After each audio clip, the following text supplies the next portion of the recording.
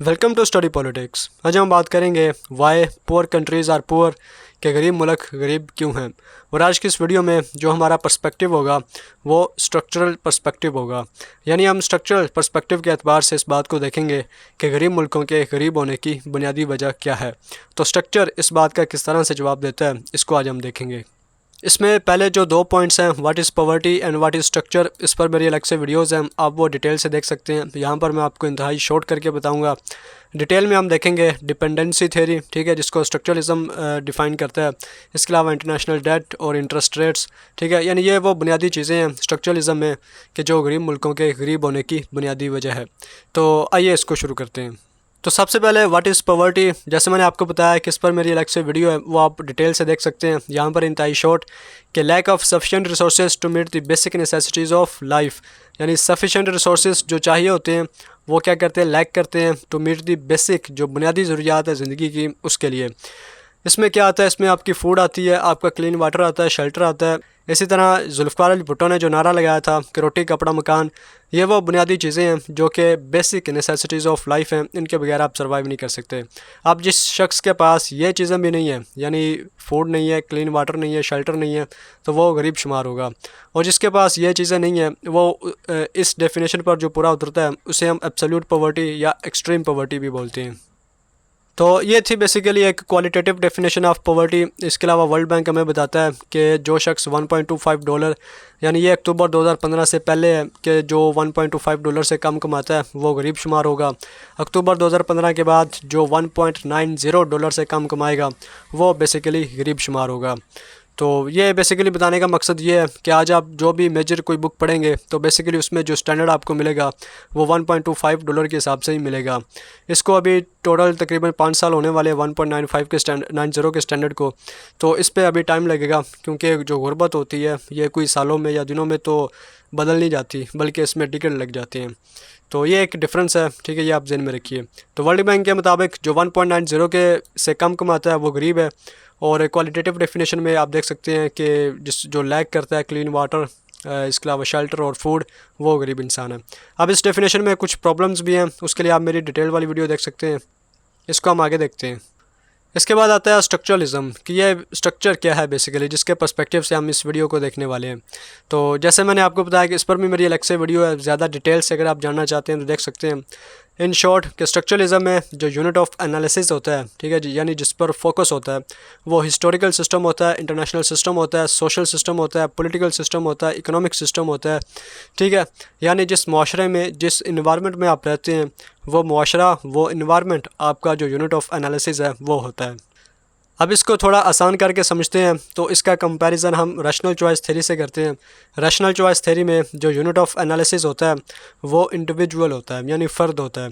वो कहते हैं कि जिस तरह का फ़र्द होता है, फ़र्द हमेशा सोचता है, कोस्ट बेनिफिट एनालिसिस करता है, और जिस तरह का इंडिविजुअल सोचता है उस तरह का उसका जो लार्जर सोशल, पॉलिटिकल और इकोनॉमिक सिस्टम है वैसा होता है। तो स्ट्रक्चरलिज्म जस्ट उसके ऑपोजिट है। इसके मुताबिक जैसा आपका सोशल, पॉलिटिकल और इकोनॉमिक सिस्टम होगा उस तरह के जो इंडिविजुअल्स हैं वो उस तरह से बिहेव करेंगे, उस तरह से रिएक्ट करेंगे। इसके अलावा स्ट्रक्चरलिज्म में जो इंडिविजुअल्स होते हैं उनके पास चॉइसेस नहीं होती, वो इंडिपेंडेंट नहीं होते, यानी वो अपनी मर्ज़ी से फ़ैसले नहीं कर सकते। क्योंकि their decisions are influenced by forces beyond their control, यानी वो फोर्सेस जो उनके कंट्रोल में नहीं होती वो उनके फ़ैसलों को मुतासिर करती हैं। कैसे करती हैं इसको हम आगे देखेंगे। इसके अलावा human action behaviour shaped by larger environment, ठीक है, ऊपर बात हो चुकी है, which is product of dominant economic, political and social arrangements. अब ये बेसिकली यहाँ पर कैपिटलिज्म की बात हो रही है जो कि कार्ल मार्क्स करता है, ठीक है, यानी आज के दौर में जो स्ट्रक्चर है, ठीक है, जो स्ट्रक्चरलिस्ट बोलते हैं वो कैपिटलिज्म का स्ट्रक्चर है, जिसने एक ऐसा गैर मुनसिफाना, गैर मुसावी निज़ाम बना रखा है कि जिसमें गरीब को हमेशा नुकसान होता है और अमीर को हमेशा फ़ायदा होता है। लिहाजा हम ये कह सकते हैं कि जो स्ट्रक्चरलिज्म है ये पलाइट ऑफ पुअर है, यानी इसमें जो गरीब हैं उनकी ज़्यादा बात की जाती है कि गरीब बेसिकली गरीब क्यों है। तो स्ट्रक्चरलिज्म बोलता है कि वर्ल्ड स्ट्रक्चर, वर्ल्ड का जो पॉलिटिकल सिस्टम है, वर्ल्ड का जो इंटरनेशनल सिस्टम है, यही इस तरह से बना हुआ है कि इसने जो अमीर हैं उनको फ़ायदा देना है, जो गरीब हैं उनको नुकसान देना है। गरीब कंट्री कभी अब ऊपर नहीं आ सकता, कभी अमीर नहीं बन सकता, क्योंकि वर्ल्ड स्ट्रक्चर इस तरह का है। अब ये वर्ल्ड स्ट्रक्चर क्या है, ये क्या सोशल और इकोनॉमिक सिस्टम है, इसको हम आगे डिपेंडेंसी थ्योरी में देखते हैं। तो आइए इसको शुरू करते हैं। तो ये डिपेंडेंसी थ्योरी बेसिकली क्या है, इसको हम देखते हैं। तो इसमें आता है कि past and current development of west promised on under development of third world countries, कि पास्ट में भी, माजी में भी और अब भी जो वेस्ट है अगर वो तरक्की कर रहा है या उसने माजी में की, तो वो सिर्फ एक ही बात पर थी कि जो under development of third world countries है उनकी वजह से वेस्ट ने माजी में भी तरक्की की और अब भी तरक्की की। इसमें एक एग्जांपल देखते हैं कि अगर आपने शशि थरूर का आर्गूमेंट सुना हो, जो इंडिया के स्कॉलर हैं, उनके मुताबिक बरतानिया ने जितनी भी तरक्की की वो सारी की सारी इंडिया के इस्तेसाल यानी इंडिया को एक्सप्लॉइट करके उसने की। बहुत सारी चीज़ें जो इंडिया में बनती थी और बेहतरीन बनती थी वो बाद में उस इंडस्ट्री को इंडिया में ख़त्म किया गया, तबाह किया गया। वही चीज़ें बाद में बरतानिया में बनती रहीं, बरतानिया से वो चीज़ें इंडिया परचेज़ करता। सिमिलरली जो रॉ मटेरियल था, जो असल चीज़ें थी, वो सारी की सारी इंडिया से जो बरतानिया था वो एक्सट्रैक्ट करके बरतानिया लेके जाता, वहाँ से मैन्युफैक्चर करके दोबारा उन्हीं इंडियंस को वो बेच दी जाती, यानी इंडिया की चीज़ें इंडियंस को ही बेची जाती। तो इससे हमें क्या पता चला कि बरतानिया ने जो भी तरक्की की वो बेसिकली इंडिया के इस्तेसाल की बुनियाद पर उसने तरक्की की, इंडिया को एक्सप्लॉइट करके उसने तरक्की की। तो आज के दौर में भी पास्ट एंड करंट जिस तरह लिखा है, development of west promised on under development of third world countries, कि आज भी अगर वेस्ट तरक्की कर रहा है तो उसकी एक बुनियादी वजह यह है कि बहुत सारी कंट्रीज़ ऐसे हैं जो गरीब हैं। ज़ाहिर बात है जो अमीर होता है वो अमीर ही इसलिए है क्योंकि कुछ गरीब है। अगर सारे ही अमीर हो जाएं तो फिर अमीर को अमीर कौन कहे। लिहाजा अमीरी कायम रखने के लिए गुर्बत भी कायम रखना पड़ती है, और यही काम जो वेस्ट है या जो कैपिटलिज्म का निज़ाम है उसने इस बात को कायम रखा हुआ है। इसको हम आगे देखते हैं कि end of colonialism produced core periphery relationship. अब ये कोर पेरिफेरी रिलेशनशिप बेसिकली क्या है, इसके लिए ये आगे आप एक चार्ट देखिए। अब ये बेसिकली कोर है, ये सेमी पेरिफेरी है और ये पेरिफेरी है। कोर कंट्रीज़ का आप देखिए कि सारा कुछ ही हाई है, यानी हाई वेजेस हैं, हाई एक्सपोर्ट्स हैं, हाई प्रोडक्ट्स हैं, हाई टेक्नोलॉजी है, हाई कैपिटल है, high domestic and foreign exchange है, इन्वेस्टमेंट है, high level of social welfare है, यानी उनका सारा कुछ ही हाई है। सेमी पेरिफेरी का थोड़ा यानी सेंटर में है। पेरिफेरी वो कंट्रीज़ हैं जिनका सारा कुछ ही लो है, यानी लो एक्सपोर्ट्स हैं, लो टेक्नोलॉजी है, सारा कुछ ही इनका लो है। तो जो कॉलोनियलिज़म था जिस तरह यहाँ पर लिखा है, इसने बेसिकली इस कोर के दरमियान और इस पेरिफेरी के दरमियान एक रिलेशनशिप कायम किया। अब ये रिलेशनशिप किस तरह का था इसको हम देखते हैं। फंक्शन इसका ये था कि extract economic surplus from poorer less powerful areas, ठीक है, जिसे पेरिफेरी कहते हैं, जारी बात है, और to the richer more powerful core, यानी ये जितने भी पेरिफेरी के कंट्रीज़ हैं इनसे जितना भी रॉ मटेरियल इकट्ठा होता है उसको लेके जाना अपने कोर में, ठीक है। चूँकि कोर के पास हाई टेक्नोलॉजी है, ठीक है, उसके पास पैसा है, उसके पास सरमाया है, तो ये उसको मैन्युफैक्चर करेगा और दोबारा फिर से वो उसे पेरिफेरी में लाके बेचेगा। अब होता क्या है कि जब ये रॉ मटेरियल पेरिफेरी से कोर में जाता है, ठीक है, तो उसकी जो वैल्यू होती है वो बहुत कम होती है, यानी लो वैल्यू होती है जब ये चीज़ें यहाँ पर जाती हैं, कोर में जाती हैं। लेकिन जब कोर से ये चीज़ें दोबारा पेरिफेरी में आती हैं तो इनकी वैल्यू बहुत ज़्यादा बढ़ जाती है। अब इस चीज़ में क्या रिलेशनशिप है ये भी हम ऊपर देखते हैं। और ये जो एक्सट्रैक्शन होती है ये रिक्वायर्ड लोकल प्रेजेंस, कि जब आपने किसी गरीब कंट्री से या किसी पेरिफेरी वाली कंट्री से कोई चीज़ें एक्सट्रैक्ट करनी है, वहाँ से मादनियात निकालनी है, तो उसके लिए लोकल प्रेजेंस ये बहुत लाजमी होती है। अब यहाँ पर एक और पॉइंट आ जाता है कि बरतानिया ने अगर हिंदुस्तान में हुकूमत की है 100 साल की या 150 साल की है या जितनी भी की है, तो उसमें एक बड़ा हिस्सा खुद जो हिंदुस्तान के लोग थे और ख़ास तौर पर उनमें जो एलीट क्लास थी उसका था। कि जितने भी, यानी कि अगर आप देखें कि आज के दौर में पाकिस्तान में या हिंदुस्तान में जितने भी बड़े बड़े ज़मींदार हैं जिनके पास बड़ी बड़ी ज़मीनें हैं, बड़े बड़े मुरब्बे हैं उनके पास, आप उनका अगर बैकग्राउंड देखेंगे तो आपको पता चलेगा कि ये सारे के सारे वो थे जिनको अंग्रेज़ हुकूमत ने नवाजा था। और ये वो लोग थे कि जिन्होंने अंग्रेज़ का जो निज़ाम हुकूमत था वो हिंदुस्तान में लागू होने में बहुत बड़ा किरदार अदा किया। यानी अंग्रेज़ कभी हिंदुस्तान पर इतनी देर हुकूमत ना कर पाता, लेकिन इसकी एक बड़ी वजह जो लोकल थे, जो मकामी लोग थे हिंदुस्तान के, उन्होंने अंग्रेज़ों का साथ दिया इस उनके रूल को मेंटेन करने में। और बदले में, ठीक है, जिस तरह मैंने ये नीचे लिखा, in return local allies are paid, उनको पेड किया गया। और वो पेड क्या किया गया, उनको ज़मीनें दी गई, उनको जायदादें दी गई, उनको खत्ताब, ठीक है, इनसे नवाजा गया, ठीक है। तो इस तरह से जब आप किसी गरीब कंट्री से कोई चीज़ एक्सट्रैक्ट करते हैं या उस पर रूल करते हैं, जिस तरह बरतानिया ने इंडिया पर रूल किया, तो पहली बात तो ये है कि आपको लोकल प्रेजेंस चाहिए। इनके बगैर आप कभी भी रूल नहीं कर सकते, ये तो पक्की बात है। बाय फोर्स आप 1 साल हुकूमत कर सकते हैं, 2 साल कर सकते हैं, आप 100 साल हुकूमत नहीं कर सकते बाय फोर्स। बाय फोर्स हुकूमत करनी है, सॉरी, अगर आपने लंबे अरसे तक हुकूमत करनी है तो आपको जो मकामी लोग हैं उनका साथ लाजमी चाहिए। इसके बगैर तो नामुमकिन है कि आप लंबे अरसे तक लेके चल सकें। और जब मकामी लोग इनका साथ देते हैं तो बदले में उनको पेड किया जाता है, उनको पोजीशन ऑफ इन्फ्लुएंस दी जाती है। आज के दौर में आप हमारी जो पार्लियामेंट्स हैं वहाँ पर बैठे लोगों को देखिए और अक्सर उनके बारे में ये नैरेटिव आता है कि ये पेड लोग होते हैं, इनको बाहर से इनको फंडिंग होती है, ये होता है, वो होता है। बहरहाल ये एक अलग डिबेट है, आप इस पर अलग से सोच सकते हैं।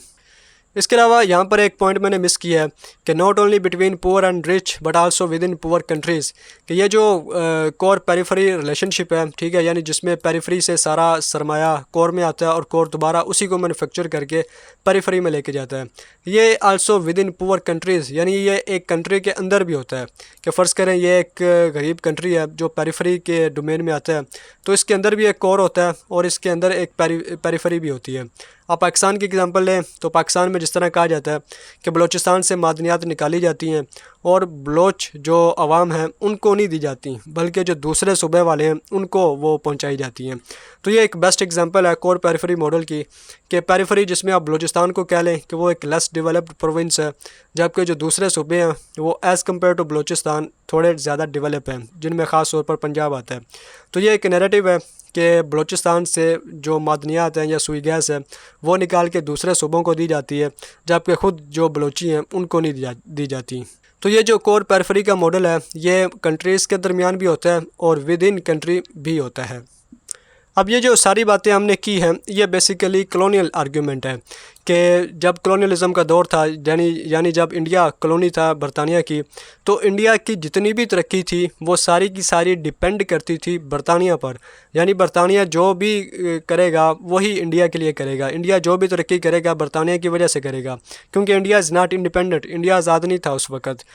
और जो भी इंडिया ने तरक्की की या जो भी करनी थी वो सारी की सारी बरतानिया की वजह से करनी थी। अब इंडिया इंडिपेंडेंट नहीं है तो उसके लोग कैसे हो सकते हैं? उसके लोग जो मर्ज़ी कर लें, जितनी मर्ज़ी मेहनत कर लें, जितना मर्ज़ी पढ़ लिख जाएं, वो तब तक वो प्रॉस्पेरिटी, उस तरक्की को हासिल नहीं कर सकते, उस खुशहाली को हासिल नहीं कर सकते जब तक कि बरतानिया ना चाहता। तो इसका मतलब जो स्ट्रक्चरल आर्ग्यूमेंट है कि इंडिया की तरक्की वो टोटल डिपेंड करती थी बरतानिया पर, जो कि एक स्ट्रक्चरल फोर्स है। अब कॉलोनियलिज़म का निज़ाम तो ख़त्म हो गया। अब आजकल के दौर में क्या होता है, फाइनेंशियल डिपेंडेंस होती है, टेक्नोलॉजिकल डिपेंडेंस होती है।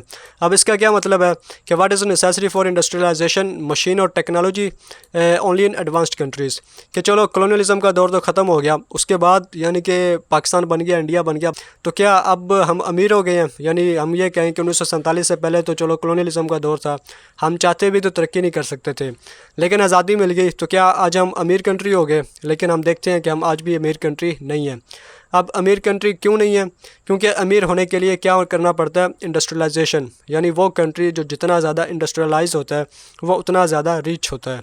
तो इंडस्ट्रियलाइजेशन के लिए क्या चाहिए होता है? मशीनरी चाहिए होती है और हाई टेक्नोलॉजी चाहिए होती है।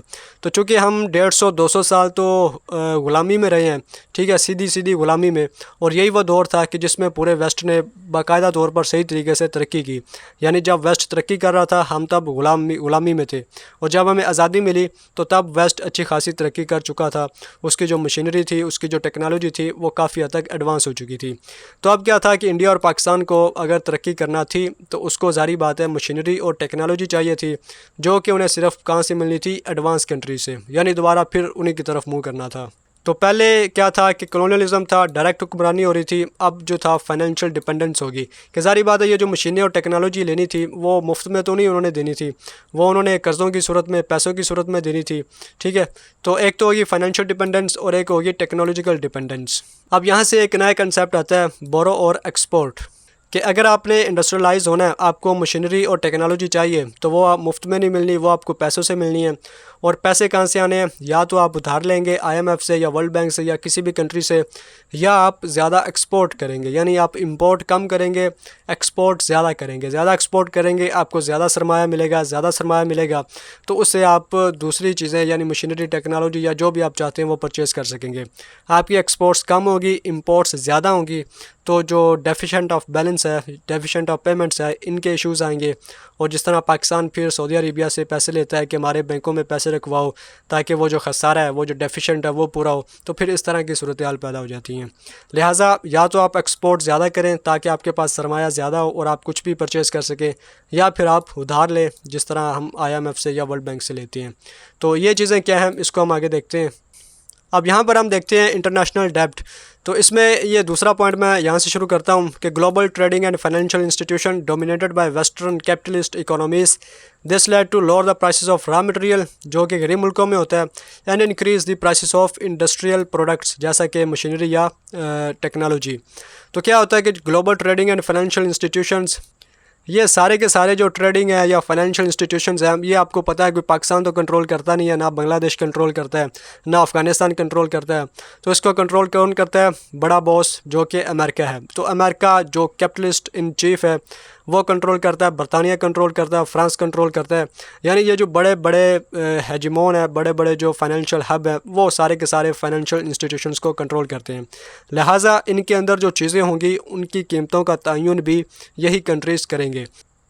अब होता क्या है कि जब इन इंस्टीट्यूशंस पर कोई चीज़ लाई जाती है तो this lower the prices of raw material, तो ऑटोमेटिकली ये कंट्रीज़ क्या करते हैं कि जो रॉ मटेरियल होता है, जो गरीब कंट्रीज से आना होता है, जिनसे बेसिकली असल चीज़ बननी होती है, उसकी प्राइसेस ये कम कर देते हैं और बदले में इसी रॉ मटेरियल को बना के हाई टेक्नोलॉजी की वजह से, हाई मशीनरी की वजह से जब वो इंडस्ट्रियल प्रोडक्ट बनती है तो उसकी प्राइस वो ऑटोमेटिकली ज़्यादा कर देते हैं।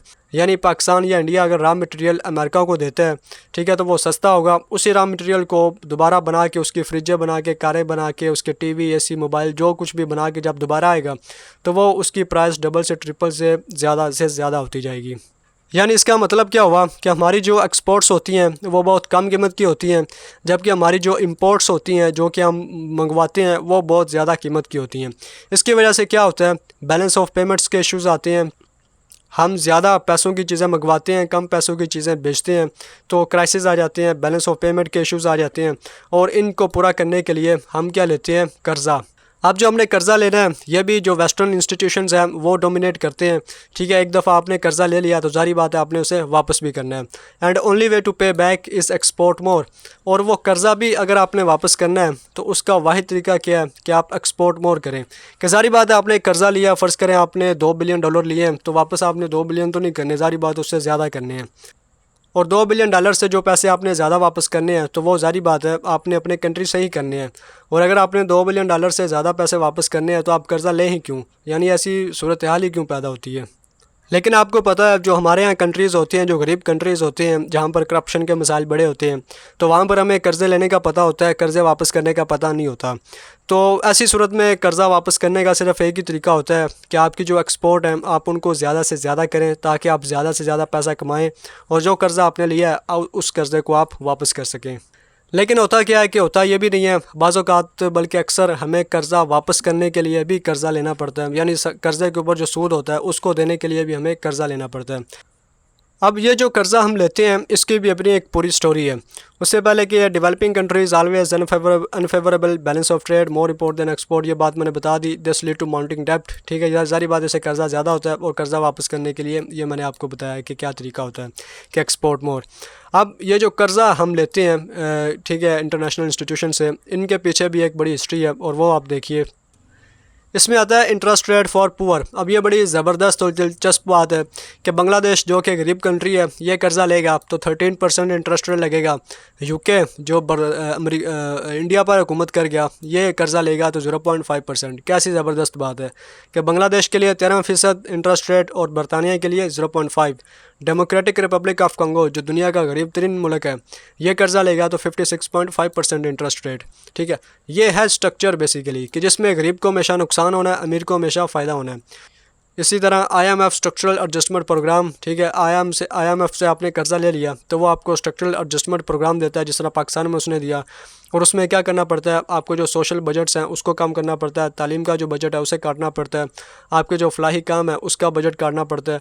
यानी जितनी भी सोशल वेलफेयर के काम होते हैं उन सब का आपको बजट काटना पड़ता है, और सारा कुछ करके पैसा इकट्ठा करके आपने दोबारा फिर उनको एज आ जो इंटरेस्ट रेट होता है उसकी सूरत में वापस देना पड़ता है। यानी IMF से जिसने एक दफ़ा कर्ज़ा ले लिया वो ताक़यामत उसे वापस नहीं कर सकता, वो जाल में एक दफ़ा फंस गया। तो ये है एक स्ट्रक्चरल आर्गूमेंट कि जिसके अंदर यानी हम इंडिविजुअल्स को देखें तो हमें पता चलेगा कि उन बेचारों का तो कोई कसूर ही नहीं है, सारा कसूर तो इंटरनेशनल सिस्टम का है कि इंटरनेशनल सिस्टम ही ऐसा बना है कि जिसमें गरीब ने हमेशा गरीब ही रहना है, वो कभी अमीर नहीं हो सकता, कभी अपनी अच्छी पोजीशन में नहीं आ सकता। बांग्लादेश 13% कर्जा दे, बरतानिया 0.5% कर्जा दे, इंटरेस्ट रेट पे करे, तो ये तो बड़ा अनजस्ट सिस्टम है। जारी बात है बरतानिया को इसमें फ़ायदा ही होना है, बांग्लादेश को नुकसान ही होना है। तो ये जो सिस्टम है इसको चेंज करने की ज़रूरत है अगर आप कोई तब्दीली लाना चाहते हैं। इसी तरह यहाँ पर मैंने एक और चार्ट दिया है 2010 से 2014 तक का, जिसमें आप देख सकते हैं कि UK 0.555, ठीक है, 2014 तक। जापान दुनिया की दूसरी सबसे बड़ी इकोनॉमी 1.6%, 1.5, 1.4, 1.2, ठीक है।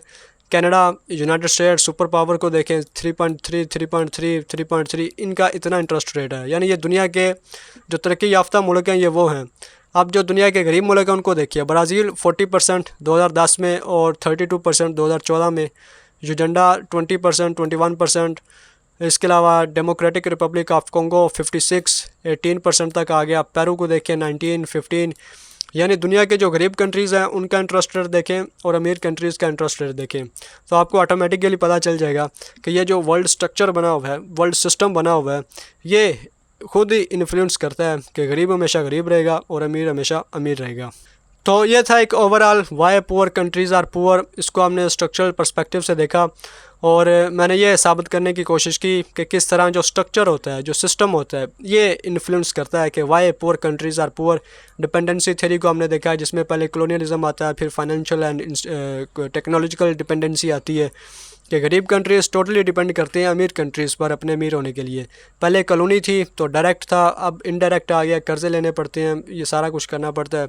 और इंटरनेशनल सिस्टम जो कि कैपिटलिस्ट सिस्टम है, और इंटरनेशनल सिस्टम कैपिटलिस्ट इकोनॉमीज़ वो उनको कंट्रोल करते हैं।